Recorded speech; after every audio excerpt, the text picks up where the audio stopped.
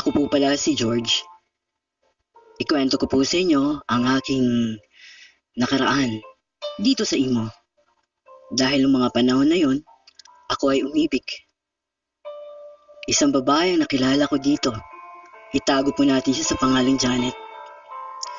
Si Janet ay nakilala ko sa isang BR.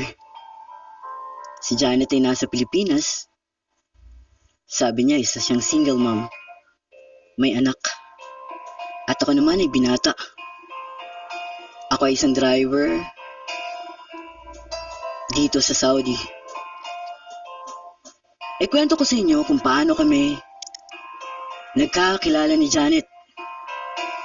At ito ang totoong kwento ng aking pag-ibig.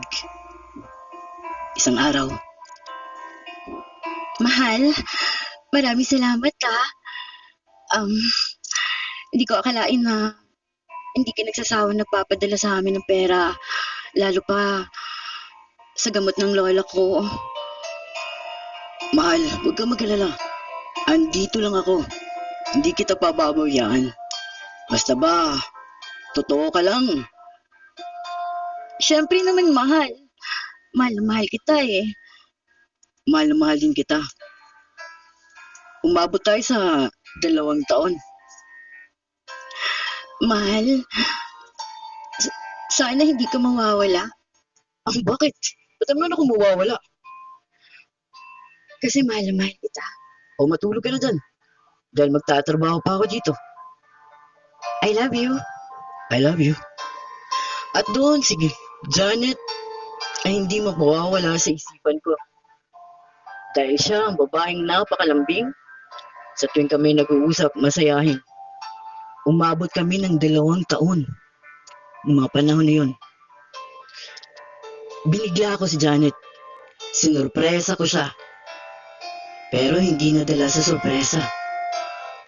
Nung nag-usap kami. Mahal, sabi mo may sorpresa ka. Oo nga. Kaya nga sorpresa eh. Dahil sa hindi pwedeng malaman. Ayoko na sa'yo. Mag-iiwaling na tayo. Ibabla kita pag hindi mo sabihin sa akin kung ano yun. Ay, naku naman talaga oh. Mahal, next week, andyan na ako sa Pilipinas. Mayayakap na kita. Maahalikan na kita. Talaga? O bakit? Bakit ang malukungkot ka? Masaya ako. Anong masaya? Nakikita sa mukha mo, mahal. Dapat masaya ka. Mahal, masaya ako pero... Ano pero? Mahal, paano bahay? Nakakahiya. Uuwi ka. Mahal, alam ko kung anong kalagayan mo, di ba?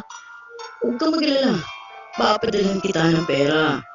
Total naman, uuwi rin naman ako, di ba? Papaayos natin ang bahay. Talaga, mahal? Akala ko ba uwi ka dun sa inyo? Hindi alam ng mga magulang ko, mahal. Ikaw ang pinili ko. Ikaw ang gusto kong makasama. 6 na buwan lang, mahal. Bakasyon ko. Umay kang kumpanya. Talaga, mahal? Hindi ko malaman kung bakit gano'n ang itsura ni Janet noong mga panahon na yun. Na dapat sana'y maging masaya siya dahil sa kami magkikita. Kaya dumating ang araw na kami ay magkita na talaga. Nuwi na ako ng Pilipinas. Pababahan na ako ng plano ng araw yun. Nasaan na kaya si Janet? Mahal! George! Ay, ayun. Tito! Tito! Ayun ba? Mahal! Baby! Tito! Hello po! Hi, baby. Ang ganda ng baby ko. Lalo pa ang mama. Ay, naku. Loko talaga to. Halika na. Gutom na kami. Kanina pa kami nag-aantay sa'yo. At ang mama, nag-aantay din sa'yo. Dumating na kami sa bahay nila. Noong mga panahon na yun. Magandang umaga po, ma. Magandang umaga naman, iyo. Halika na. Kumain ka na dito. Maaga-maagang nag-antay ang mga mahal mo doon sa airport. Kaya kumain ka na. Ma, pasensya na kayo ah. Pasensyahan mo na rin ang kahirapan namin, iyo. Okay lang po. Hanggang sa nakilala ko ang kanyang mga magulang. Ganun pa rin si Janet. Pero may nagbago. Dahil minsan nawala. Minsan matagal nang umuwi. Pero wala sa isipan ko ng mga panahon na yun. Dahil sa mahal ko siya. Isang araw may kainuman ako. Pare, bakit? Alam mo pare, yan si Janet may asawa. Sasabihin ko sa'yo yung totoo. Naawa ko sa'yo pare, binata ka. Talaga? Pare, paano maging may asawa? Magkasama kami sa bahay nila. Ako pare, kung ayaw mo maniwala, samahan kita dun sa bahay nila. Talaga pare? Halika. At noon nakita ko si Janet. Sinamahan ako ng kaibigan ko doon. Nakapitbahay nila. At biglang natulala. Nang nasa harap ako ng bahay nila. George, bakit nandito ka? Bakit?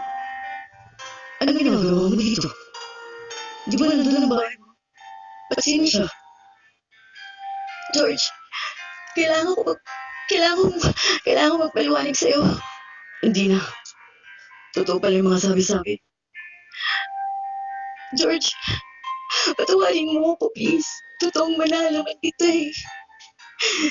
Patawarin mo ako. Huwag na. Patawarin mo rin ako. Halika na pare. Nauwi ako sa bahay nila at bigla akong kinausap ang kanyang magulang noong mga panahon na yun. Ma, Bakit naman, iyo? ma, ano pong totoo? Totoo po bang may anak? Totoo po ba, ma? Totoo po bang may asawa? Iyo, patawarin mo ako pero ito to. Totoo lahat ang mga naririnig mo sa labas.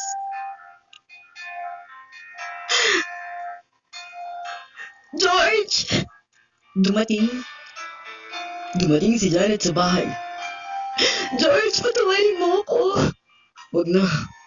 Tapos na tayo, Janet. May asawa ka pala. Bakit hindi mo sinabi sa akin yung katotohanan na may asawa ka? Para naman hindi ako mukhang tanga. George, ginawa ko lang naman kasi naawa ko sa asawa ko eh. Na-paralyze na siya, na-aksidente, walang paa. Nakita mo naman, di ba? Pero sana sinabi mo sa akin katotohanan, Janet. Aalis na ako dito. Bukas na bukas. Baby, ingatan mo mami mo. Ma, yung motor na binili ko, alagaan niyo po. Para po yun sa inyo, ma. Para po may papakitaan kayo. George! George! George, pwede mag-usap tayo? Huwag na, Janet. Ayoko. Please. George, please! Tita! Tita! Huwag kayo maawa na mami! Tito! Baby, huwag ka dito. George! At nung mga panahon na yun, di ko alam nang gagawin ko. Gusto kong magpakamatay. Nauwi ako, nalaman ko na lang nasa bus na ako. Umiyak ako sa bus. Para akong babae nung mga panahon na yun. Kaya, kayo mga kaibigan, payo ko lang sa inyo, na pag umibig kayo, huwag niyo lahat ibuhos. At kung pwede, huwag magmamadali. Dahil kahit pa nakakausap mo ang iyong mga magulang ng babaeng mahal mo o lalaking mahal mo, hindi mo pa rin alam kung katotohanan. Totoong kwento po ang aking sinasabi sa inyo. Ito po ay kwento ng aking kaibigan nang siya ay umibig dito sa loob ng imo. Ngayon po, si George ay andito sa Pilipinas at hindi na bumalik sa Saudi. Naging isa na siyang negosyante. Kaya, ang payo ko lang na sana pag umibig tayo, meron tayong gabay sa Panginoon at totoong malalaman talaga natin ang tunay niyang pagkatao. Mahirap umibig. Lalo pa pag boss na boss. Yun lang po at maraming salamat. Ako po si Sam. At ako naman po si Kigs. Thank you po ng marami. Ayun, yun lang po. Yun lang po. Thank you. Ayan, mag-unmute po kayo lahat. Nabitin. Magkakape pa ako eh. Ayan. Nabitin. Ay, naku, ang hirap. Wala akong stopwatch.